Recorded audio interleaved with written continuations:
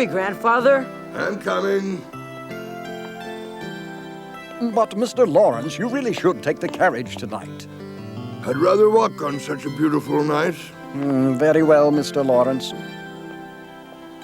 Let's take a shortcut. I'll show you the way. A shortcut? It's this way, through the garden. We'll get there in half the time. Wading through the snow? Is that it? Mm-hmm. I do. It saves a lot of walking. Theodore, bounding through snow like a young pup. You win, as usual, Grandfather. And we'll take a carriage back home. Hey, wait for me. We hardly expected Laurie and Mr. Lawrence to be friendly when we first moved to Newcourt, but now they come and visit us quite often. Hi, Joe. I mean, Miss March. Yes, sir. Right on time. Come on in. When Mr. Lawrence first heard Beth at the piano, he took to her as if she were his own granddaughter. My schoolteacher, Mr. Davis, once quoted Shakespeare as saying, "If music soothes the savage beast, play on." Not that Mr. Lawrence is a beast, mind you, but at first glance, one might think he's a cranky old bear.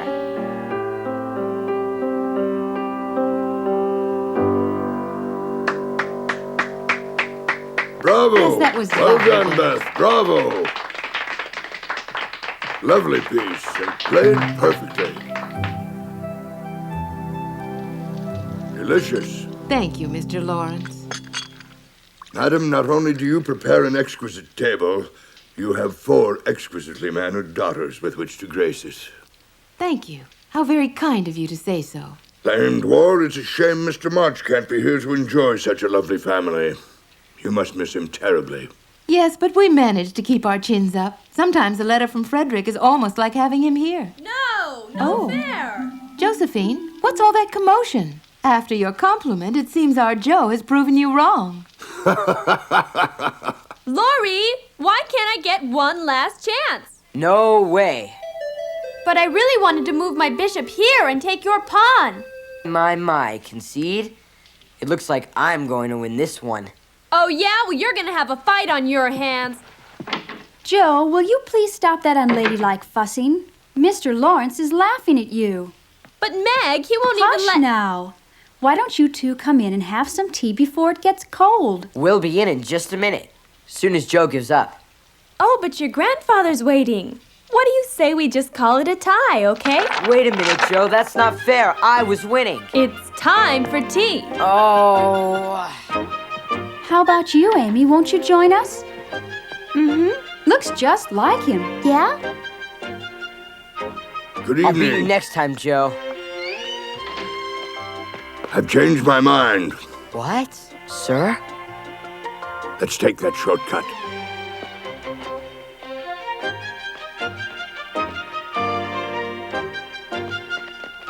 Whoa!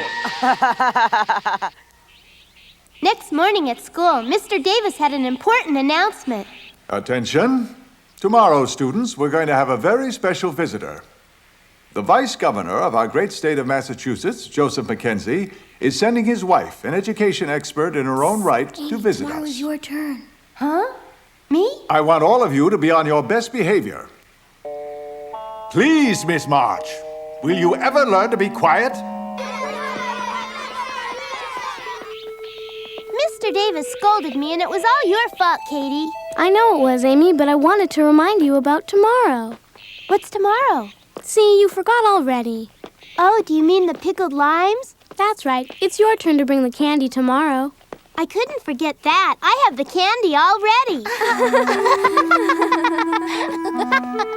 Amy, I've been looking all over for you. What do you want? I hope you haven't forgotten it's your turn tomorrow. Jenny, don't be an ogre. I have every reason to be an ogre, Amy, because you forgot the last time it was your turn. And don't think you can get away with it again, Amy March. Jenny, I didn't forget on purpose the last time. You think you can skip your turn just because of not having a father that's home to give you money, don't you, Amy? Well, you can't. I know it. I bought the limes already. I'll even give you an extra one to make it up to you. Well, you just better, Amy, or I'll cause trouble.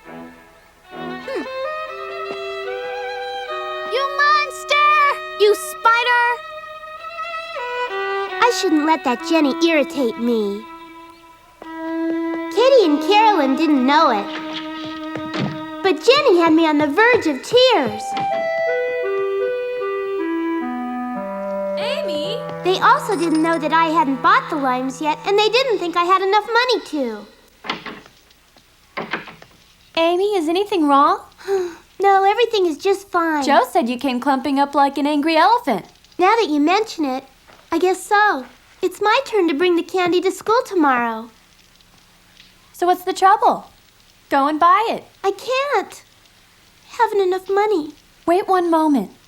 Doesn't Mr. Davis forbid bringing candy? Yes, but we all bring it anyway. All I have is 13 pennies. What I need is a quarter. Only 12 cents? I'll lend it to you. I had been terribly afraid of my schoolmates thinking the March family absolute paupers. How sweet of Beth to save the day. I made a beeline, in a ladylike fashion, mind you, for the pickled limes. May I help you, young lady? Yes, the pickled limes. I'd like 2 dozen, please. Yes, ma'am, 2 dozen. I could hardly wait to get the limes home, and of course share them with my co-investor. Now with pickled limes, one must savor the aroma, then outright attack. No sense in being timid, you know. How's yours?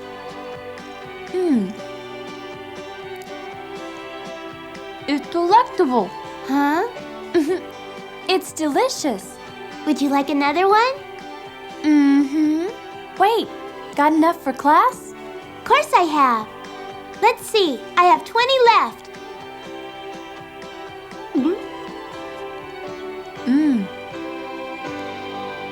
In your classroom, aren't there more than 20 girls? I only give them to some. Just the girls that I like, Beth. Ah, what's this? Do I see 2 faces with guilty looks?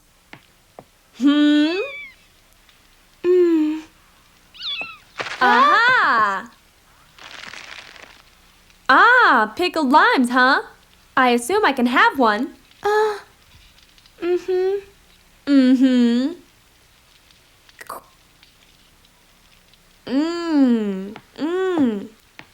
Hold on. Where did you get enough money to get these?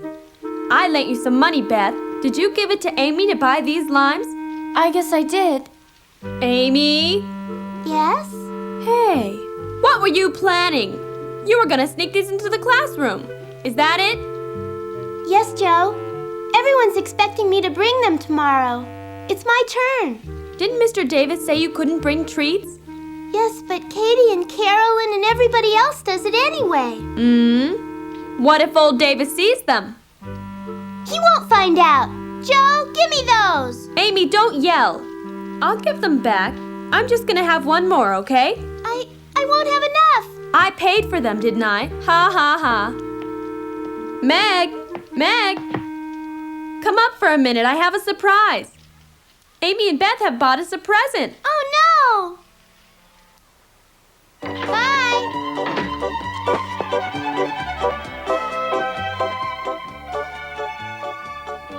Let's see.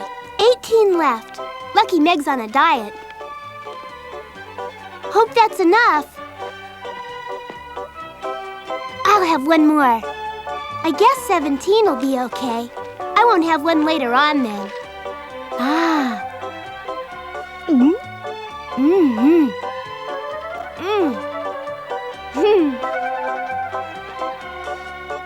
If I give you one now, I won't have enough.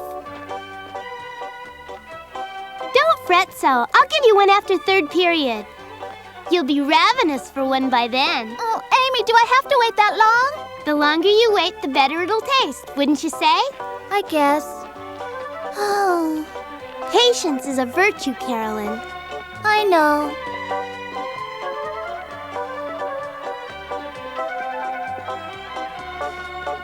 Patience. Yeah.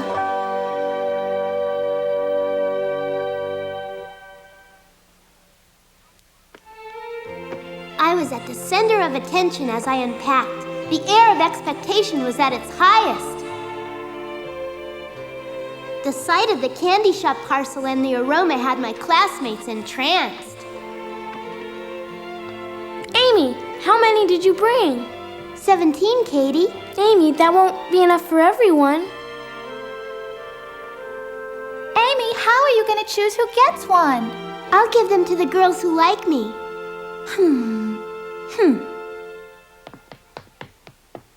Hey, listen, Amy. I'm having a party. Would you like to have an invitation? When? Sunday. We're having cake, games, and everything. Oh, please attend, Amy. I accept. I would love to. Be at my house at 1 o'clock. I have some pickled limes, you know. I'd like to give you one right after we finish the second period. Really? Me? Mm-hmm. 2 of them. Oh, my. Amy, you once asked if you could wear this watch of mine, right? Yes, I did, Doreen. Well, would you like to wear it today? May I? Yes. Here, Amy, let me put it on for you. There. Golly, it's so pretty. I'll give you a pickled lime later. At recess, okay? Okay, friends? Mm-hmm. Oh. It's really exquisite. Remember, Amy, we have a spelling exam coming up. I'll give you all the answers. Thanks, Laura. But Mother told me to use a dictionary. Well, I have a brand new dictionary, Amy. Would you like to borrow it? Oh, I have my own, thanks. Well, I could help you with your history lesson if you'd like. First period's geology, Laura. Oh, I'm not good in geology, though. Do you need some help in Latin? Oh, well. Because you're so generous, I'll give you a lime after third period. Mm-hmm. Thanks, Amy. Just you wait, Amy March. I'm going to pay you back for this. Right this way, ladies. First, we'll take a look at our students studying in Mr. Davis' third form class.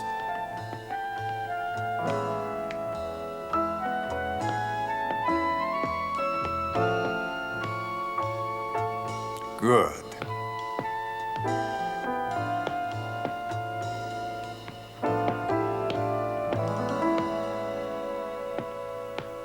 All of you should have your maps finished by now. Martha, Jennifer, will whoever's finished signal by raising their hand? Here!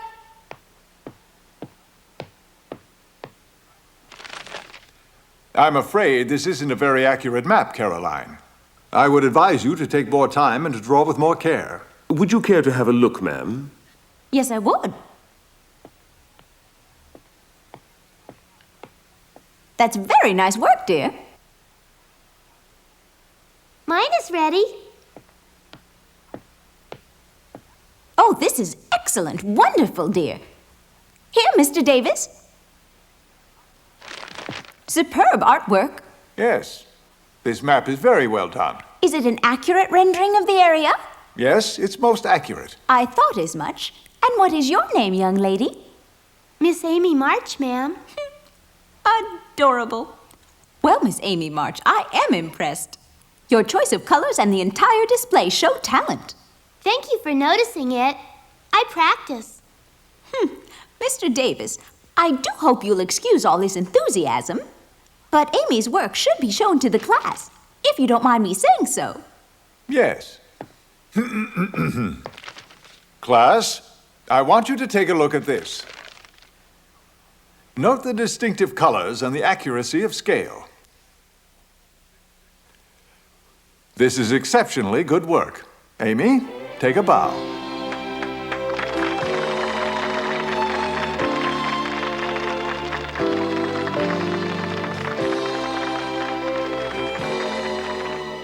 Right this way, ladies. Shall we see what the fifth form is up to?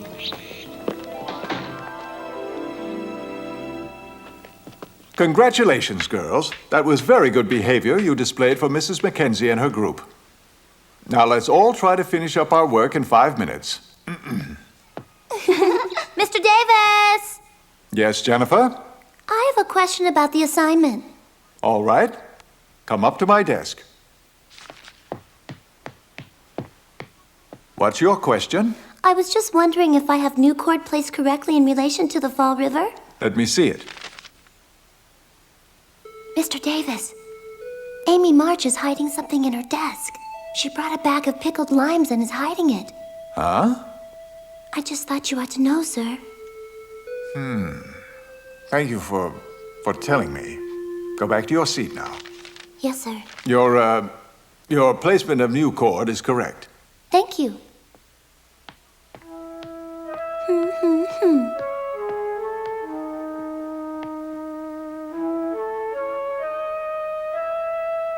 Ooh.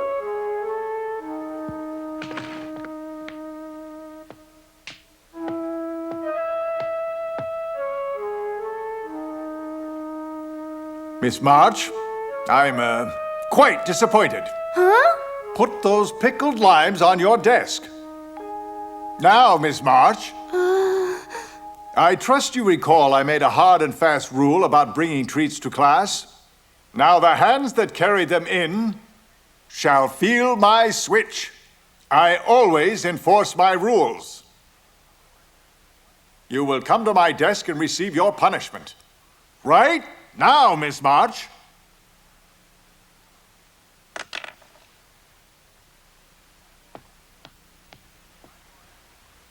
Slide your hands closer.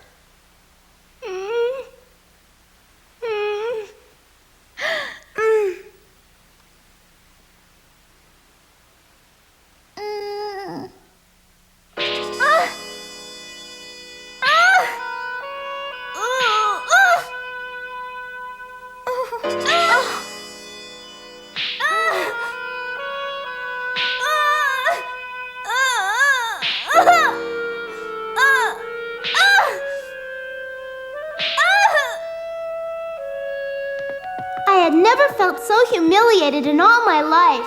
After being praised for my work by Mrs. Mackenzie, then to be embarrassed in front of the whole class.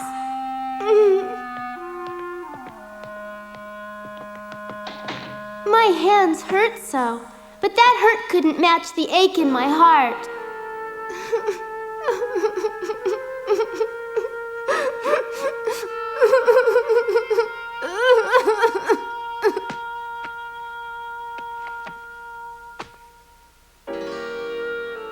You can go, Miss March.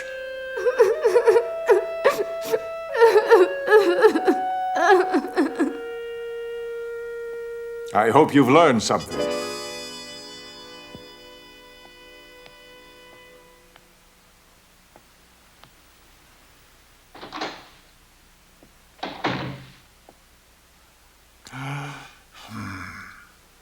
Now I had to face my classmates when all I wanted to do was crawl into a ditch and hide. Amy, are you hurt? Golly, that was sure mean of him. He ought to be put in a cage. Fed raw hay. Like the animal he is. Don't cry. I know who told on you, Amy. It was Jenny. Jenny Snow.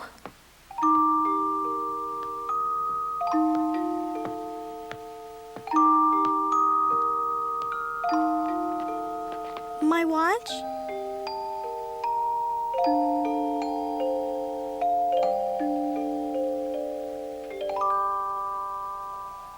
How could Jenny have tattled to Mr. Davis when she herself had brought treats to school? Was she jealous of me?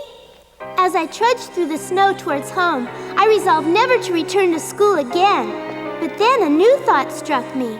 I would have to tell Marmee and my sisters what had happened, and I couldn't bear that. Poor me. I would lock myself in the closet and hide. Amy! Wait, Amy! Amy, you're walking in the snow without your coat on. What's wrong? It looks as if a house has fallen on you. What is it, Amy? Amy?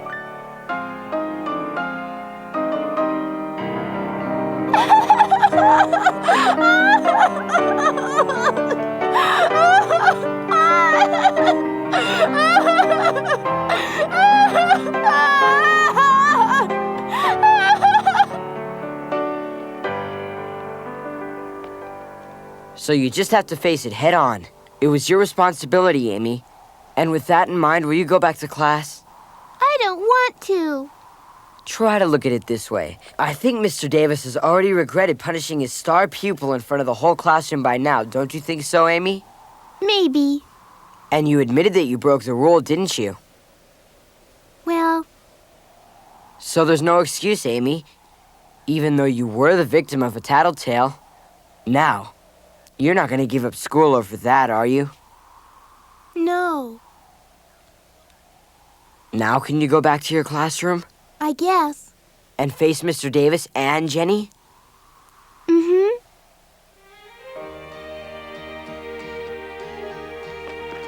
Go ahead now, Amy. Don't worry. Thanks, Laurie. You won't tell my family about this. I promise. Do you really mean it? I give you my word. As a gentleman. Bye. Therefore, I, being left alone, drifted helplessly and aimlessly towards the southern shore. I was hungry and very thirsty. The merciless sun was taking its toll on my weak and exhausted body.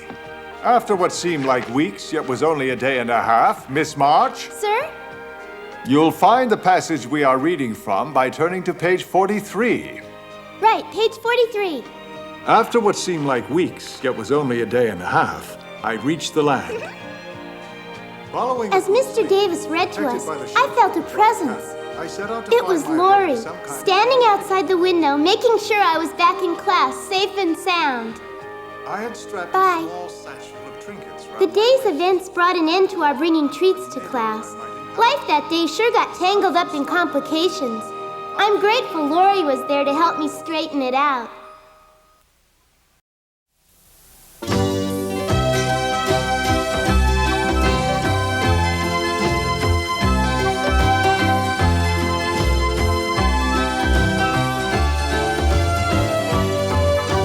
Fortunes of